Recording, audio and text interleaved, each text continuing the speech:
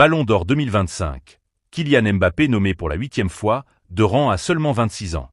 Bienvenue sur Madrid Galactique, la chaîne 100% dédiée au Real Madrid en français. Ici, on vit notre passion à fond. Actualité, transfert, analyse, réaction à chaud, débat et bien plus encore. Si tu es fan du Real, que tu vis en Belgique, en Afrique, en France ou ailleurs, tu es au bon endroit. Abonne-toi maintenant, active la cloche et rejoins la communauté madridista francophone. Madrid Galactique, la passion du Real Madrid, version francophone.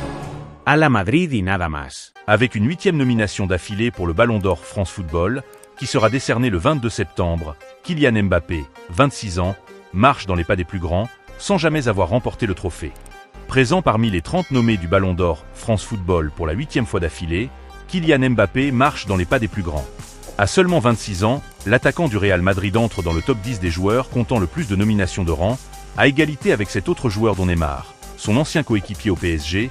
Le Français est dans le rythme des leaders avec une 8e nomination à 26 ans, 7 mois et 18 jours, contre 26 ans, 4 mois et 5 jours pour Lionel Messi en 2013 et 26 ans, 8 mois et 24 jours pour Cristiano Ronaldo en 2011. Mais, avec une 3e place en guise de meilleur classement en 2023, il n'a jamais atteint le Graal.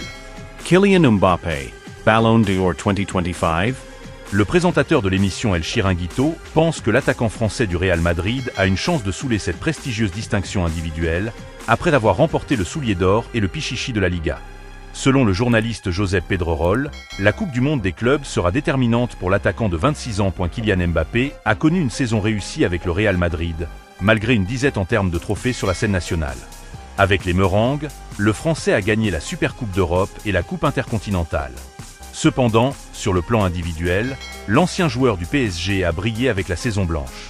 Pour sa première saison en Liga, il termine meilleur buteur, 31 buts, remportant son premier Soulier d'Or. Mbappé Ballon d'Or. Dans son introduction de l'émission El Chiringuito de ce dimanche, le journaliste Josep Pedrerol n'a en effet pas exclu que le joueur du Real Madrid puisse succéder à Rodri et remporter le prestigieux trophée individuel. Pour cela, il a posé une condition, que le Real remporte le mondial des clubs.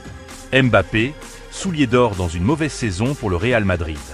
Je vais vous dire une chose, si le Real Madrid gagne la Coupe du Monde des clubs, Mbappé remportera le Ballon d'Or, a déclaré Josep Pedrerol sur ce ton froid et sérieux qui lui est propre. Le Real Madrid verrouille l'un de ses plus grands espoirs jusqu'en 2030.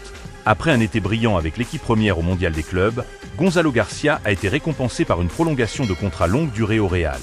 Le Real Madrid a blindé l'un de ses grands espoirs. Gonzalo a prolongé son contrat jusqu'en 2030, avec une clause libératoire fixée à 1 milliard d'euros, affirme dans ses colonnes le média AS ce jeudi.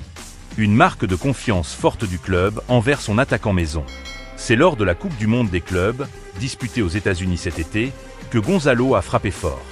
Meilleur buteur du tournoi avec 4 réalisations et une passe décisive, il n'a certes pas permis au Real Madrid de remporter le trophée, mais s'est tout de même offert le Soulier d'Or.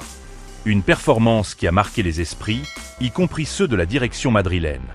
Formé au club depuis 2014, Gonzalo a gravi tous les échelons à la Fabrica.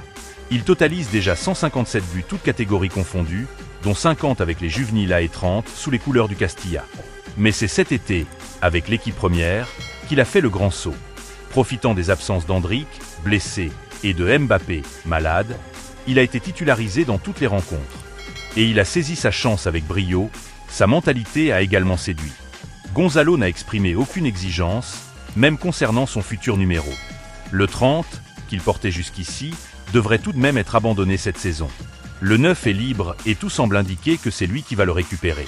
La cerise sur le gâteau, car tout ce qui comptait pour lui, c'était de rester à Madrid et marquer l'histoire du club. Malgré l'intérêt de plusieurs clubs, anglais et italiens comme la Juventus, Gonzalo et son entourage ont toujours privilégié le Real.